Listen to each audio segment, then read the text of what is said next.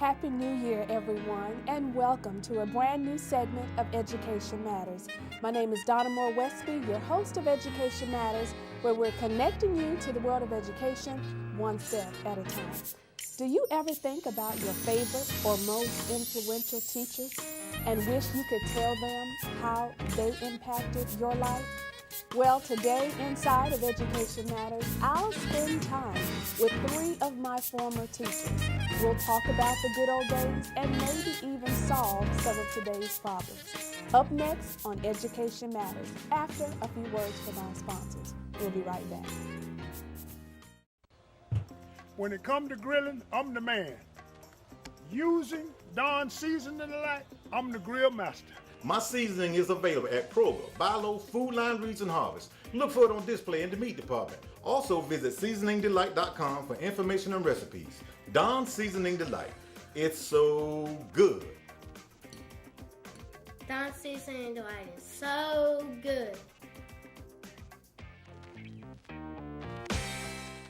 Does your child or grandchild need help in reading or math, or can benefit from preparatory coursework for the HSAP, ACT, or SAT? If so, contact the Barner Group Educational Associates. Our staff specializes in formatting an individualized approach to assisting your child academically. We offer low-cost tutorial services and educational programs. Participants may qualify for free services. To learn more, call for Alicia Cuthbertson of the Barner Group Educational Associates, 1-888-TBG-3996. The Will Lou Gray Opportunity School has been serving the beautiful Midlands of South Carolina since 1921. Our mission has evolved over the years, and we now specialize in helping young people move past their obstacles in order to achieve success. We give students opportunities to lead, to develop social skills, to become active in their communities, and to taste success. Don't settle for less than the absolute best for your life. Contact us today to take the next step in your journey toward success. Total Women's Healthcare means treating the women physically, emotionally, and everything in between. At Magnolia Medical Women's Center, we treat and diagnose common and unusual medical problems related to female health. Magnolia Medical Center is a premium high-level obstetrics and gynecology clinic for women of all ages. Our clients receive the time they deserve without feeling rushed and unimportant. We are located in the Aiken Medical Center, 410 University Parkway in Aiken, Suite 2300. Call us today at 803-649-6366. Need positive and constructive after-school activities for your children? Call the Martial Arts Academy in Aiken under the direction of International Olympic trainer Andrew Blocker. The Martial Arts Academy offers an award-winning approach to teaching Taekwondo. It's an effective approach to instilling discipline. The Martial Arts Academy also offers self-defense and fitness classes for all ages. Enroll today in this affordable program by calling 803-642-5723 or visit the studio at 2398 Whiskey Road in Aiken. The Martial Arts Academy, positively changing the lives of youth and adults. I lead a busy life, but I still have to make sure my family eats right. And everybody loves Dawn's Seasoning Delight. I use Dawn's on meats and vegetables. It's healthy, tastes great, and it's simple to use. It's like having a chef in a bottle. My seasoning is available at Kroger, Bi-Lo, Food Line, Reeds, and Harvest. Look for it on display in the meat department. Also visit seasoningdelight.com for information and recipes. Dawn Seasoning Delight. It's so good.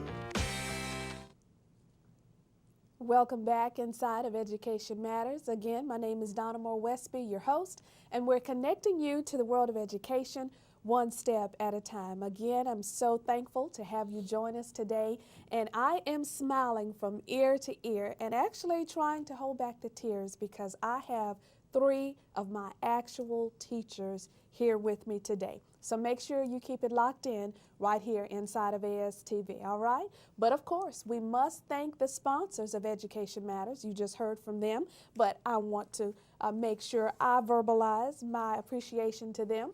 And they are the Martial Arts Academy under the direction of Mr. Andrew Blocker, the Barner Group Educational Associates, Magnolia Medical Center, Dr. Margot Muniz, the Will Lou Gray Opportunity School in West Columbia, South Carolina, Westby's Products and Services, creator of Dawn Seasoning Delight, and then a brand new sponsor to Education Matters, and that is Bryant Insurance Agency under the ownership of Miss Takia Dorn and her father, Mr. John Bryant. So thanks to all of you for helping to support Education Matters and making sure we have wonderful programs such as today's broadcast. So again, thanks to all of you.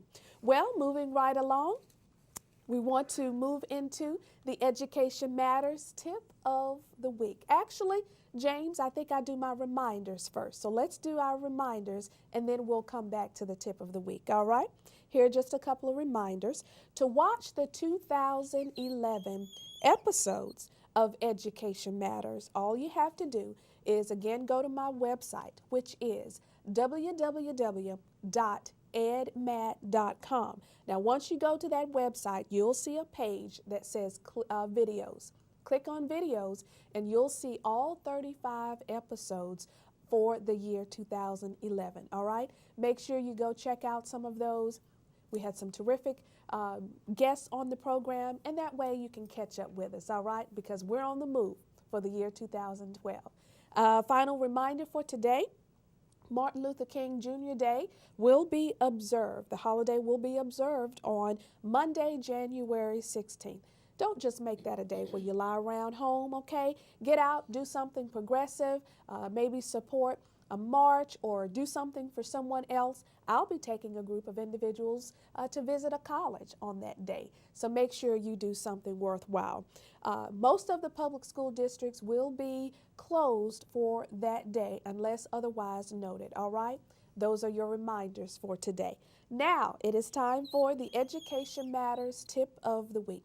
Every week we do provide you with a new tip, and all of the tips can also be found on my website.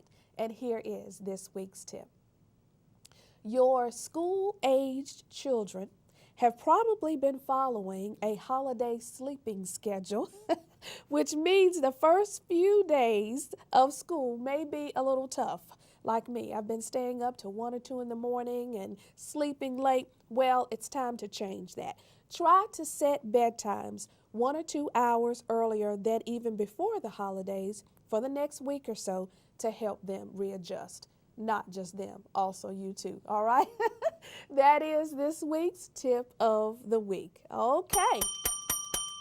That sound means it's not lunchtime. It means it's Word of the Week time inside of Education Matters. Every week we do provide you with a new Word of the Week, not just for our children, but also for us adults, because we're never too old to learn. This week's Word of the Week is a brand new word even to me, so I hope you will also use it. Make sure you jot it down, and here it is. This week's Word of the Week is erudite. Erudite, and it is spelled E-R-U-D-I-T-E, and it is an adjective. And we'll got one of my English teachers here, so I got to make sure I'm good. It means deeply learned. It also means scholarly, okay? Deeply learned or scholarly, and I'll use erudite in a sentence for you. The annual No Child Left Out Conference is typically comprised of the most erudite education speakers and presenters, all right? And dare I say that I have an illustrious group of erudite women with me today. That is this week's Education Matters Word of the Week. Make sure you learn it, use it, place it on your refrigerators, have fun with the word. Definitely share it with your students so that they can be prepared for the SAT and the ACT. All right? Thank you so much. For more of the words of the week, make sure you again go to that website, edmat.com, and there you will see a page with a running list of my words of the week. Okay? All right, let me tell you, for the past couple of weeks, I have been waiting for this very day, this very hour. It's not often that you get a chance to spend time with your former teachers, to tell them how much you care for them, to tell them how much of an impact they made on your life. Today, I get that opportunity to share with 3 of my former educators, and I'd like to welcome them to the Aiken Standard Television Studios, Education Matters, and I'd like to introduce you to them. So we're going to zoom out right now so that you can see all of them. And I'd like to first start with my 5th grade teacher, my very first teacher when I moved here to Aiken. I was 10 years old, and that is Miss Janelle Graham. Welcome. Thank you. Now, I know you're not going to be shy of words, are you? No. Miss Graham. And then to my right is Miss Sally Bradley, and she was one of my English teachers in high school at Aiken High School. Yes, and we're also very excited to have you with us today. Thank you. I'm pleased to be here, and thank you for the opportunity. Yes, all right. And then finally we have Dr. Gwen Johnson. Thank you. You all are just so very special. Dr. Johnson, we're going to allow each of you to share what your background is, but Dr. Johnson taught me in STEP. At the time, it was called the Summer Technical Enrichment Program, and you were, I believe, one of my science teachers, and you may have assisted with math, but I think primarily science. So welcome, ladies. Thank you. Thank you so much. It's a real joy. Yes. Viewers, I want you to know, I think it was Miss Johnson who said before we came over the air, we've got our coffee cups, so it's kind of like The View, right? Right, girl. But no gossip here today, all right? Look, we could gossip a little bit, but we'll keep it about me and how I was in the classroom and that kind of thing. So anyway, well, let's start off, ladies, with just a few basic questions. And again, we're just so excited to be here. We'll start with you, Miss Johnson. What was it that inspired you to become a teacher? Well, when I thought about that question, what inspired me, I don't know if I can answer it that way. Okay. Because teaching was not my first career. All right. And I didn't go into teaching because I always wanted to be a teacher. I always wanted to be a scientist. Wow. When I was a little kid, I wanted to be a scientist. I didn't quite know what a scientist was or what they did, but that's what I wanted to do. So right after college, I did get an opportunity to do just that. I worked at Savannah Riverside for 3 or 4 years right after college as an environmental biologist. And I loved it, but of course things changed. I married, we moved away, and then when we moved back to the area, I mostly needed a job. Now, I hate to say it that way, but that was the truth. All there. We're all I mostly needed a job. So I thought I would see if I could substitute teach. I'd done some of that during college, and I did enjoy it. And at that time, Mr. Grant, who had been my 8th grade history teacher, was in the personnel office for Aiken County Schools. So I think he decided, well, I'm going to give her a chance to see if she can teach math. And that was the best decision I made to take a chance on doing that in the world. Okay. When I went into the classroom, that's when I found my love. Wow. So it would be more appropriate for me to tell you why I stayed in education than choosing it. But I mean, God has a way of arranging and orchestrating things for your life, even when you don't know That's right. what you want to do. But education is for me, that's my passion. Well, you know, even though I didn't know it. It's so interesting to hear you talk about wanting to become a scientist, because that is one of the things that I will always remember about you was your love and zeal for science. And I believe at that point in my life, when I was in the early high school years, I believe is when I attended STEP. It was middle school, middle high school, school. Yeah, middle I believe school. it was. You're It was exactly 7th and 8th right. grade at that time. I remember you. Oh. I really do remember you. Oh, I hope that was in a good And I'll way. have to Miss tell the Graham. audience things. We don't have to air all the We dirty don't tell laundry. everything. No, it won't be dirty. This will be wonderful. Oh, but one of the things that I definitely will remember the most about you, Miss Johnson, is your passion for science. And up to that point, I did not know or could not appreciate. And I think we are trying to work on these cameras. I want to make sure we get this camera here. Okay, that's good. That up till that point, I did not know of an African American, male or female, that had that passion or zeal for science. So at that time, Ms. Graham, I didn't even know that it was possible for somebody who looked like me to really enjoy it, let alone teach it. And you know, sometimes, even now, that's all it takes, is exposure to children so that they can understand what they can be, what they can do, and that there are opportunities that are open to them. You know, as a teacher, I know you all agree with me that when you get to know children, if you can just simply find out who they are and find out what inspires them, you know, then they can do and be whatever they want to be. That's our job, to just assist them, to help them, to guide them. Yes. And sometimes just by being, that's all you really need to do. That's but right. I remember Donna. Can I just tell a little bit of a story? Sure. Can she tell a little summer story? program that I gotta tell. You know, there are some students that you have that you never ever forget, because they inspire you. You know, and that's part of the reason you all will probably agree that we stay in education, because the students keep us encouraged and keep us pumped up. During the summer, we always recognize students at the end of the program, and then we had an overall student that was all around, and their peers would vote on it. Not just the teachers would select it, but the peers would, and unanimously, all 45 or 50 of the students selected Donna, and so did the teachers. So that really speaks volumes. You know, they when your peers, you know, can say that you're doing well and they love you, that means that you get along with them and you share with them, and that's the thing about Donna, is that she always shares whatever she knows. So well, I appreciate that. All right, I had to tell that little story. Oh my goodness. I appreciate Look that, at this. and I'm surprised. It makes me feel good, and it's a perfect segue to what I have here, viewers. This is my actual report card. I see. My fifth, you recognize that handwriting? Okay. Coffee stains and all.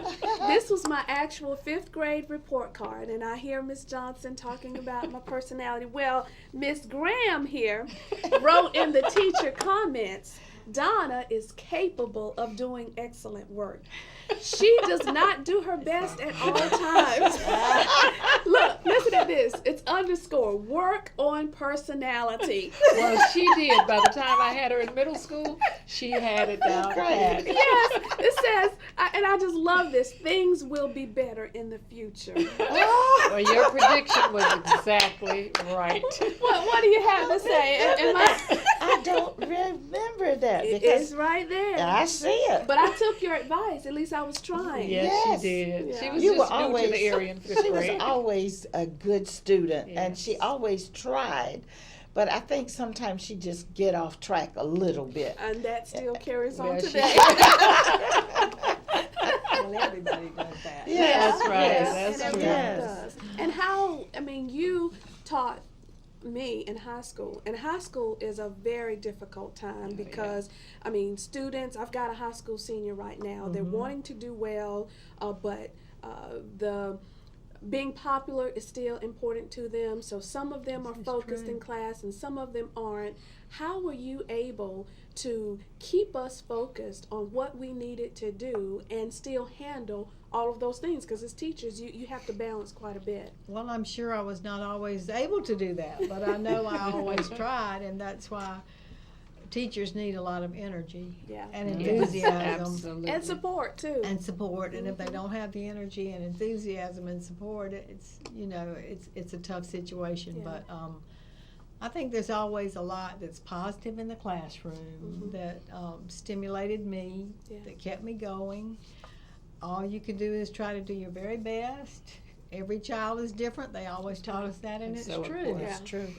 But if you find yourself lucky enough to be in a classroom where you have a community of learners that seem to have the same goals most of the time that you have to pull tricks out of your bag as an English teacher to That's keep one of them the interested. exciting things about education is that you no day is the same. And there's never You a know, dull everything's moment, different. or rarely was there a dull moment. That's right. Things are always dynamic. Hopefully the teacher's in charge. That's a challenge and today. it's exciting. To me, it was exciting to be in the classroom, and so that's why I think I went into it. Yeah. And that's why I loved it for as long as I was able to to keep going. I enjoyed it so What, much. and it's so good to hear you say that you enjoyed something that you went into with your heart and soul, because there are many teachers nowadays who went into it for the right reasons, but there are so many challenges facing them today, and many of them, and I've watched it, and it hurts my heart. They're losing their zeal for the profession because of a variety of things. I want to come back to you, Ms. Graham. Okay. Back in the good old days, and I'll call them the good old days because it seemed like things were simpler then. I don't ever remember having to be written up or that there were huge discipline issues in the classroom back then. How were you able to handle discipline in the classroom, or able to keep control that maybe we're missing today? Well, one of the things is that I sort of bribe them, by giving parties on Fridays. If you're good, we'll have a popcorn party. Today we call them incentives. Okay. Yeah. It's what it is, right? Yes, that's what it is. So I sort of I think that had a lot to do with it. And then I used a lot of love, as you know. There you go. And I think to show your love for students, they know that you care. Yes. Right. And they They'll want do to anything please for you because of the fact that you do care. Right. So I showed that, and most of my students, and I see some today that comes to me and give me hugs, Right. and they love me and they give it back, and I really appreciate that. And I said, well, maybe I did something good. Oh, and definitely. I've had a number of students, just like Donna, to come and tell me, oh, Miss Graham, you remember me? You remember when I did so-and-so? I'm so-and-so, and I'm so-and-so. And some of them I remember, and some I sort of forget. And I am getting old, and I realize that. But I'm glad that they come to me and recognize me. I was down at Carolina Barbecue, and I came in there, and this girl came up to me, and she said, Miss Graham, do you know who I am? And I said, you're Cindy. Wow. And I remembered her name. I hope it was for good reasons. It was. That's one of the ones that named Graham's Times. Okay. All right. So I remember, and she just ran to me and did hug me then because I knew her name. But she still looked very much the same, just like Donna. Oh. Donna, she said she's See got all a the little gray gray hair, hair. but she still looks like Donna. A few more She's pounds. always a cute girl. Well, thank you. And a very pleasant one. You're really good if you remember the names. I can Yeah. remember where they sat, and I can remember their personalities, but That's pretty names, good. they just but I can see exactly which row, which column, or Yeah. which side of the room that they were on. Well, and I think it's important to mention here that your job of being a teacher is the most important job there is. And hopefully one day in this country, we will wake up and see that, because if Yes, there the value if of there are no education. teachers, there can be no doctors, no engineers, that's no true. lawyers, no congressmen, nothing else. We've got to have you. And for those of you who are able to impact lives in the way that you've done to me, I mean, why shouldn't we? Why shouldn't you, as teachers, be the most highly paid We're all for that. profession there is? Well, I think we're paid teachers are not rewarded enough monetarily, but the rewards are great, as you both mentioned. Yeah, they are. Knowing You're that right you about that. contributed, hopefully, in a positive way to the lives of people in the community, and you get to see them, they speak Right. to you, they know you, and it's an important job which has rewards beyond Yeah. monetary rewards, although I certainly think teachers should be monetarily rewarded Right. much more than they are in our society. And you make a great point. I probably cannot tell you the name of my college professor that made sure I had my astronomy done, but or some of my employers, but I can tell you the names of those teachers, 3 of them right here, right now, who definitely made an impact on my life. And I think that there are a lot of things that that helped to make that true. There was parental support. There was that expectation at home that you will go to school and learn and not act a fool. There was that cooperation between the parents and the teachers, and I mean, there were a lot of things there. There was also discipline. I want to show a clip right now of a previous broadcast we had right here on Education Matters, where we talked a little bit about discipline, and we interviewed Clarence Jackson, whom I'm sure you will recognize, who served on our advisory boards here at Aiken and now is on our discipline tribunal. Take a look as we talked about discipline. School with discipline. Well, from a home setting, once you establish the attributes, what you expect from children, the expectation must be portrayed in a consistent manner. And when it's not developed, some form of consequences needs to be experienced by the child. Right. When we do those things on a consistent manner, then we know that we will begin to develop the character of that individual. Over a long period of time, you will have the student who knows how to control his behavior. We all have that personal desire and that selfish desire, but with the discipline in place, that's what controls the impulse. Right. And as a result, when children see things that they want to do or want to be involved with, it automatically triggers in the head. That's not accepted by my parents, that is not accepted. That's what really controls that impulse. And Ms. Hutto, with you. Forget the wig, that was awful. But having heard that clip, Mr. Jackson, where we talk about discipline, Miss Bradley, what are your thoughts on his comments? Well, I agreed certainly with what he had to say, and I think you start with love and with expectations. And many times you don't even have to verbalize the expectations, because I think you try to set an example as an adult, as a parent, and as a teacher. And, you know, set an example of order, of being on task, getting along with others, respecting others, your peers as well as your teacher. And if you set those examples, and if students see that at home and at school, everything's great. Well, and I think one of the problems we're facing in today's schools is that so many of our children are not seeing those behaviors modeled from home. Ms. Johnson, I know that you are working hands-on with students in Allendale, and you've done some things at the collegiate level, etc. How can we deal with the, quote, baggage that children do bring from home and still try to teach them? Is it even possible if you don't address some of what they're bringing with them daily? Well, you have to know your children.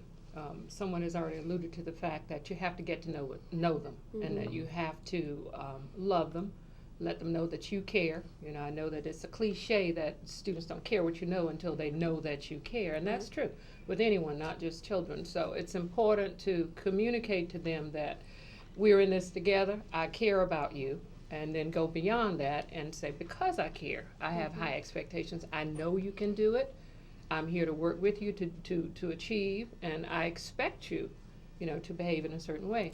That's something that Clarence said a few minutes ago about the consistency. Okay, that's consistency within a school, within a classroom, and between home and school. So that communication with the home, no matter what baggage the child brings or what happens at home, it's just so important that the teacher also establish a relationship with the parents.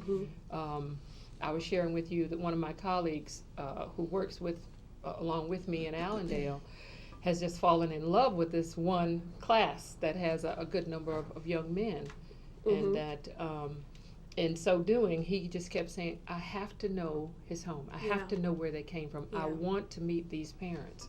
So he made his business to do just that, and it made a world of difference with those students when they knew that you care enough about me to come and talk to my mom. That's right. And that goes back to what Ms. Graham said, love. You know, it doesn't have to be, oh, I love you every day, but it's going to be in the actions that you exhibit toward those children. Well, after a few words from our sponsors, we'll come back and talk with these wonderful ladies, my former teachers, about the good old days. We want to know from them what's working and what's not. Maybe we can solve some of our problems, all right? This is Education Matters with Donna Moore Westby. We'll be right back. Hi there. This is Dr. Margot Muniz, and we're here today for Magnolia Medical's Women's Health Tip. Today we're going to be talking a little bit about abnormal uterine bleeding. Abnormal uterine bleeding is quite common, and I would assume that it occurs pretty much to all of us at some point in time in our life. We've all had that embarrassing accident, where you have your friend sneak up behind you and kind of walk behind you out of the church. A lady who's having a continuous problem with heavy menstrual bleeding, irregular bleeding, who is bleeding more than 2 times a month, or is changing their pad and or tampon every hour to 2 hours, is bleeding too much. And this is a very common problem and can be caused by multiple things. A lot of ladies just assume it's them, it's normal, it's been like that their whole life. It is entirely easy to evaluate and treatable. A lot of ladies are afraid to get it assessed because they're afraid that it's going to result in a hysterectomy. We have a myriad of very easy, minimally invasive treatments available to control heavy menstrual bleeding and return you back to normal life activities without having to worry about little accidents and allow you to wear white just like in the commercials. So you have a pleasant day, and we'll talk to you next week. This is Dr. Muniz. Thank you. Total women's health care means treating the women physically, emotionally, and everything in between. At Magnolia Medical Women's Center, we treat and diagnose common and unusual medical problems related to female health. Magnolia Medical Center is a premium high-level obstetrics and gynecology clinic for women of all ages. Our clients receive the time they deserve without feeling rushed and unimportant. We are located in the Aiken Medical Center, 410 University Parkway in Aiken, Suite 2300. Call us today at 803-649-6366. The Will Lou Gray Opportunity School has been serving the beautiful Midlands of South Carolina since 1921. Our mission has evolved over the years, and we now specialize in helping young people move past their obstacles in order to achieve success. We give students opportunities to lead, to develop social skills, to become active in their communities, and to taste success. Don't settle for less than the absolute best for your life. Contact us today to take the next step in your journey toward success. Welcome back inside of the broadcast. If you're just joining us today, I have with me Miss Janelle Graham, Miss Sally Bradley, and Dr. Gwen Johnson, 3 of my actual teachers. I'm in the presence of greatness here. They don't know how great they are. And that is the beauty of a great teacher. They just want to do the very best that they can do each day to impact lives, to make sure us stubborn students get the knowledge that they're trying to impart upon us. And they were just trying to do their jobs, and they did a marvelous job. And I'm so appreciative of them being with me today.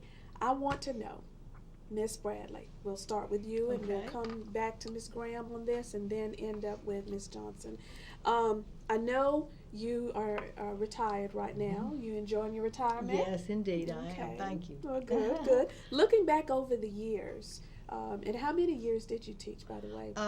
About 25 years. My goodness. Okay. A little bit more. Okay, and I know you've kept up with the with education in our area. What do you believe has changed the most? Well, we were talking before, and I think we all agree technology has made a large difference. Yeah. I suppose good and bad in education and in everything. That's right. And I think students are not as sheltered from the storms of life or from the bad parts of society because of technology. I know they can find information more quickly. I hope they're able to assimilate that information as well as students in the past. Sometimes I'm not so sure. I know it's easier to put your hand on it at the press of a button. Yeah. I think maybe we have problems with the home situations in many cases. I think there are a lot more temptations for young people than there were when I was coming along or when I started teaching, although there always have been temptations. The role that parents play in students' lives is certainly just as great as it ever was. And sometimes I wonder if parents need to try to retreat from some of the technology, some of the knowledge that's out there that could be harmful, and when they have children, small children. So the role of educators is certainly just as important as it ever was, I think.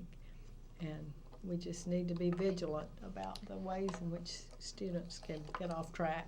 And I think you shared exactly what I've kind of toyed with in my mind, that when I was in school, I think we had overhead projectors. We still had the chalkboard. With a good overhead projector. Right. There's nothing wrong with a good overhead projector. Like me. And we were still educated. We still learned.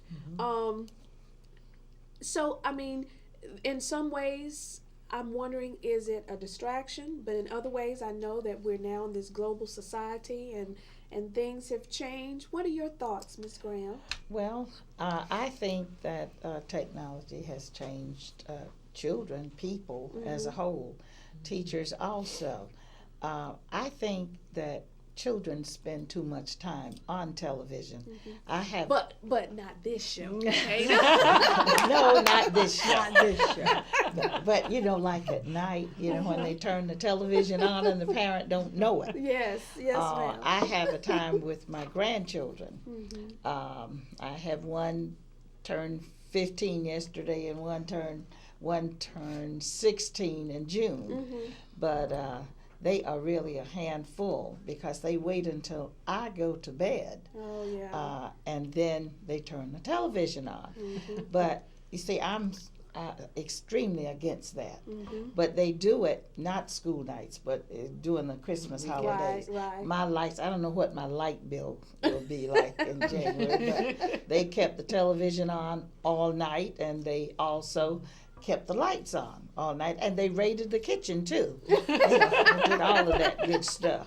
So I really You were ready for school to start. Yes, I was so glad. I said, now you all come get your children and give me a break. But I still got one. He's there now. He's pretending he's sick. I don't think he is, but he says he is. He be at Grandma's house, right? Yes, he's at Grandma's house, and he didn't want to go. So he sneaks in one piece. I'd get all of the clothing and get them out. And then I think they're all gone, and he eats them back in one at a time. You know, a jacket, a shirt, tennis shoes, you know, all that kind of good stuff. So parents have a lot to contend with. Parents do. And sometimes my daughter just gives it up. She said, well, Mama, they're at your house. But I said, well, you're the parent. You know, you have something to do. But basically, they're good students. Both of them are. And they get their, well, they're into music also, but they get their schoolwork. John said, wait until the morning of. Well, Ms. Graham, and the issue that you bring up is one that makes some parents and, quite frankly, some educators question not necessarily the vitality of technology, because we know it is important. Yes, we know we've got to adjust with the way of the world, but the controls around the access of the information, and that there is so much out there. Ms. Johnson, I know you and I talked about this prior to coming over the air, and you had some very definite thoughts about it. Now, in the classroom, there are some things that the current technology, the smart technologies, Promethean boards, the smart boards, there are some things that they can do that we can't do on that whiteboard, on that chalkboard, if indeed any of those still exist, or even on the beloved overhead projector. There are many things, and also the smart technology is what the students are used to. It's what they enjoy. You can access so many things outside of your classroom. It goes way beyond the physical resources that you have in your classroom to inspire and engage and involve the students. So it has its place and it has its value. When I was in college, we used the good old slide rule. God forbid we should have to do that now. You know, I'm so delighted that we have graph and calculator technology, and students can see dynamically how things relate, and they're more engaged in the thinking and in the mathematics or whatever it is that you're teaching when you use those technologies. Okay. And for teachers, that changes what we have to do too. That's right. Because we have to be open to learn from the students. I mean, we always did, but with the technology, sometimes they are ahead of us. You know, we have to get over being the one with all the information and learn right along with them. And that's, to me, that's wonderful. That's really enjoyable. You are exactly right. I have a cousin, excuse me, a niece who's 3 years old. Oh. And I kid you not, she already knows how to use an iPhone. Just give she it can to get them. on the iPhone, press the little button. She has this little gadget that's called a V-reader. Where she can access her own games, exit out of it if she wants, and she's 3 years old. I have a little and nephew it's who amazing. isn't reading yet, but I was showing him something on my computer, trying to pull it up for him, and he said, Aunt Gwen, point right there, touch that right there. Aunt Gwen, go there. I'm reading it and trying to figure out where to go, but he's just using the icons. They can maneuver it a whole lot easier. So we have to make changes as educators in the way we deliver. I what we're just teaching. hope that texting and I don't know what tweeting is exactly. Me Birds don't do it. Anyway, I hope that all of these things won't interfere with their ability to converse. Yes, that's right. To Right. And speaking from an English to write teacher, in of course. sentences, That's to write right. paragraphs, to actually But one of the things be that we sociable. have to, that as teachers we have to do this change with the curriculum is that we have to teach them how to interact with that information. There's so much of it out there. How do you access it, and how do you know what's good information and what isn't good Well, information? don't you think that sometimes the new technology causes them to be a little on the lazy side? Because sometimes they don't know how to get the answers. You know, That's they true. have to go to Too many things are automatic. Yes, everything. You're right you know, about that. they don't want to. They can't add. Yep. They can't subtract. Yes. They So can't do anything hardly for themselves. They go to some kind of technology and get the answers. So as teachers, we have to figure out how Yes. to take that technology and force them to think about what Yes, they're they doing. need to think. rather than spent using some it as a time- crutch. Yes, I spent some time at Aiken High School, one of my broadcasts, and we talked with a group of students during American Education Week. Take a look as we hear from a student or two as they tell us their thoughts about technology. What we do in our school systems to help better prepare you for either college or for the world of work? Yes. I know that I know of another school in Ohio. It's a while away, but they have block schedule days and they have regular days. So what that lets you do is it teaches you how to deal with different classes on different days, and so it sort of helps prepare you for college in that way. And I thought that'd be really cool if we could do that at our school. All right, good suggestion. Any other thoughts? And it doesn't necessarily even have to be anything specific, more maybe even a mindset or a philosophy of how we are preparing you for life. I know as you're thinking, that we had a hand. Yes, sir. I think if we could incorporate technology more into the school system, it could prepare us more to use that stuff in business and stuff. That's an excellent suggestion. And do you believe that in following up, I know in a lot of our classrooms, we have, if I could get you to stand, make sure we get you on camera. I know in a lot of our classrooms, we have the smart boards that the teachers will use. When you talk about infusing technology more into the instruction of the curriculum, what do you believe would help you be a little bit more specific for Well, me? I know Lexington County has iPads. Ah. So, I mean, that's just one thing, but using all of that could perhaps make us more in tune with the technology and get us better equipped. Excellent response. Thank you for that. Ms. Pataro, All right, that was at Aiken High School. We visited with Miss Pataro. She was an award-winning teacher at Aiken High School. She's still there. She was one of my son's favorite teachers, so it was an honor to be with her in her classroom. And we talked, of course, we were getting suggestions from them on how we can better prepare them for the world of work or for college. And as you heard there, one of the students gave a suggestion about schedules, but also about technology. And Ms. Graham hit the nail on the head when we talked about some of our students, not so much lazy, but expecting the technology right. I believe dependent is the word. As an employer, when I had my gift shop, I actually had some young people, one young person in particular who could not, you're not going to believe this, teachers, could not add 5 + 5 without going to the calculator. That's right. I'm not kidding. I mean, she literally felt. And that's a mindset problem. You know, that the way technology apparently was used with her was as not as a tool, you know, to solve problems, but as a crutch. Yeah. So as teachers, our job changes. And we have to understand what the technology can enhance about learning, and then the ways that it negatively affects learning as well. Speaking of but changes, there's some things that you have to do in your mind that technology shouldn't have to rely on it to do it for you. That's right.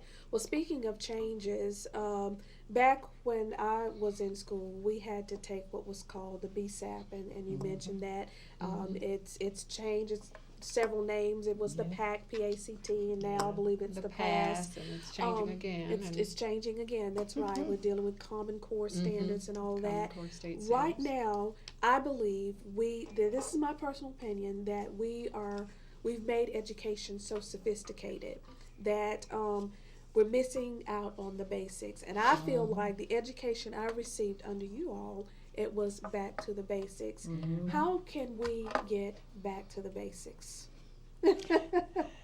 Well, I think it's kind of. And what are the basics? That's right. Well, you know, the old saying is reading, writing, and arithmetic.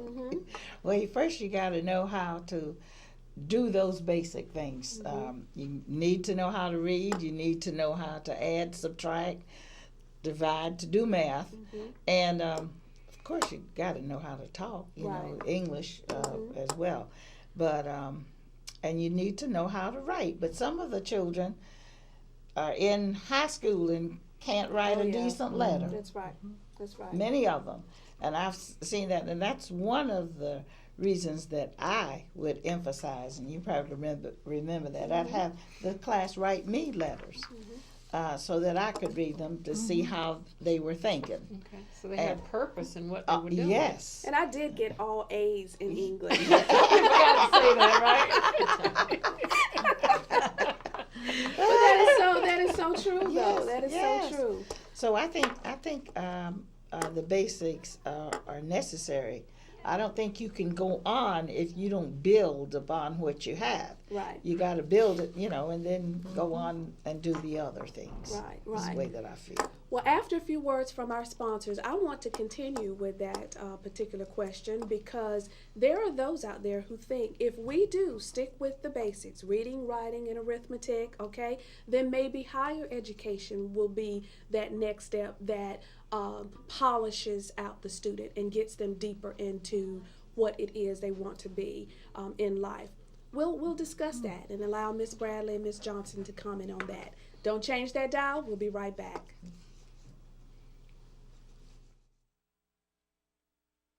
Need positive and constructive after-school activities for your children? Call the Martial Arts Academy in Aiken under the direction of International Olympic trainer Andrew Blocker. The Martial Arts Academy offers an award-winning approach to teaching Taekwondo. It's an effective approach to instilling discipline. The Martial Arts Academy also offers self-defense and fitness classes for all ages. Enroll today in this affordable program by calling 803-642-5723 or visit the studio at 2398 Whiskey Road in Aiken. The Martial Arts Academy, positively changing the lives of youth and adults.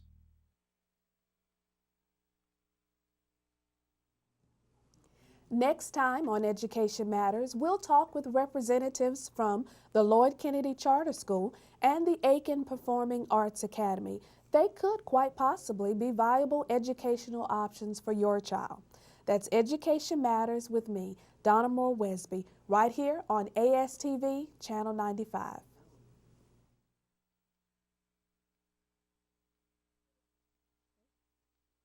I lead a busy life, but I still have to make sure my family eats right. And everybody loves Don's Seasoning Delight. I use Don's on meats and vegetables. It's healthy, tastes great, and it's simple to use. It's like having a chef in a bottle. My seasoning is available at Kroger, Bilo, Food Line Roots and Harvest. Look for it on display in the meat department. Also visit seasoningdelight.com for information and recipes. Don's Seasoning Delight. It's so good. Does your child or grandchild need help in reading or math, or can benefit from preparatory coursework for the HSAP, ACT, or SAT? If so, contact the Barner Group Educational Associates. Our staff specializes in formatting an individualized approach to assisting your child academically. We offer low-cost tutorial services and educational programs. Participants may qualify for free services. To learn more, call for Alicia Cuthbertson of the Barner Group Educational Associates, 1-888-TBG-3996. Welcome back. All right, Ms. Bradley, it's your turn. Well, I think that perhaps with the technology, students can accomplish some things more quickly in the classroom, and teachers as well. That's right. So I hope it would leave more time for critical thinking skills. I mean, I taught literature, but students need to be able to read critically if they're going to think critically when they become citizens in the world. They need to be able to tackle difficult subjects. Television has the most frou-frou subjects so often on most channels, for example. So if the schools don't teach important topics that are complex and that take lots of thinking, different ways of looking at ideas, then I don't know who would teach these things. So that's what we need to be doing to create the kind of citizens that we want in this country. Writers, thinkers, parents, and good citizens. And a way to America. do that is making sure that those basics are covered. If Reading nothing and else, writing to express yourself and to understand what other people are trying to say. Okay, good thoughts. Ms. Johnson? Well, my thought is that those are the basics. The critical thinking, the reading critically, and problem solving. If that's what we mean by basics, yes, we need to go stay with those basics. We need to continue to do that. That's always going to be a need. But if we're talking about doing low-level, repetitious things, a worksheet of 99 of the same types of things, that kind of basics, no. There's no need for that. There is no room for it. There's no value in it. But we have to be aware that the basics today have changed. The world has changed. What used to be basic is not the same thing that's basic now. And if I can't go onto a computer and access information and decide how to use that information, whether or not that information is good, how to make connections, to think about it critically, compare, to analyze, put things together. If we can't do those kinds of things, which are what I consider basic, thinking, then we're not preparing them for the world. We don't know what kind of jobs these students are going to have when they get out. They haven't been created yet. So we have to teach them those skills, ways of thinking, ways of interacting with information so that they can use it in whatever situation that they're in. So those kinds of basics, yes, that's where we need to be, if that's what you mean by back to the basics. All right. But 2 + 2 = 4, we need to go beyond that. Okay. Of course. About 2 to the 4th power, what does that equal? All right, lots of good thoughts on the table. Well, ladies, each of you, I'd like to give you some time, and I want you to think about this last question. If we had you in a room full of teachers who are new to the profession, maybe some who taught for many years, as each of you has. Yes.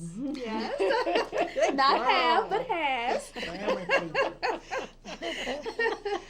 Then what would you have to say to them to help them be an effective teacher? You may not have had the best relationship with all your students, but effective. That is the key word, effective at making sure they inspired their children, that they got to know their students, all of that. If you had a room full what would you say to them, Ms. Graham? Well, I think some of it you said. She did. She said it mostly. She answered all that of it. question. Yeah, you answered the question, but I would certainly want them to know that I have had the experience, or that I would like to see them do some of the same things that has been done, and to know what they set out to do. Mm-hmm. I would like for them to be knowledgeable of whatever it is, and be familiar with whatever you're going to teach. And every teacher needs to know that. That's one thing I always do, is read first, and then teach my children. And well, I think basically that's it. Good advice, Miss Bradley. Well, I would say, as you said, try to be competent, be prepared, but also be caring. And I once put this little motto on my teaching lectern. I'm sure I fell short of it many times, but I believe in it, and that is praise in public and criticize in private. And if you can do that, particularly with teenagers, get to know the person, the real person, it can be very helpful if you can try to do that, remember. Good. Excellent. Ms. Johnson. I would want any teachers, new teachers or veteran teachers, to always teach the children and treat the children the way they would want someone else to treat their own children, or even their own grandchildren. That's special. If you keep that in mind and you abide by that, then you're going to do right by those children. And the second thing is to stay sharp. Keep your own act sharp. Learn as you go. Bring the best to the classroom. And have fun. That's right. That's what it's about. That's have right. fun yourself. It is fun. Yeah. Well, excellent advice. Again, I've just enjoyed being with you today. You're going to become the Education Matters think tank, okay? Education Matters think tank. And we're going to have you back. But Ms. Johnson, thank you for being here. I enjoyed it, and thank you for having me. Yes, thank you. Ms. Bradley, thank you. It's my pleasure. Thank you, Donna. Many people don't know this, but I believe it was because of you and Ms. Sharp that I gave the commencement address during our graduation. Wonderful. Yes, and they had to judge the essays submitted, and I remember that. I also remember how Miss Bradley would wear her sweaters draped across her shoulders, and her sling back sandals. Beautiful scarf on today. Yes. And Miss Graham, my very first teacher. Thank you for inspiring me to want to be better and to work on my personality. And I took your advice. Well, thank you for having me. Yes. It has been a joy. I have thoroughly enjoyed it. This has been It's fun. wonderful. This has been fun. Well, hopefully you'll get an opportunity to spend time with your teachers. Tell them thank you. Tell a teacher thank you. Even if you didn't have the best relationship, I'm sure they made a difference in your life and helped to make you the person that you are today. My name is Donna Moore Westby, your host of Education Matters, where we're connecting you to the world of education one step at a time. Have a great day. I kind of like it.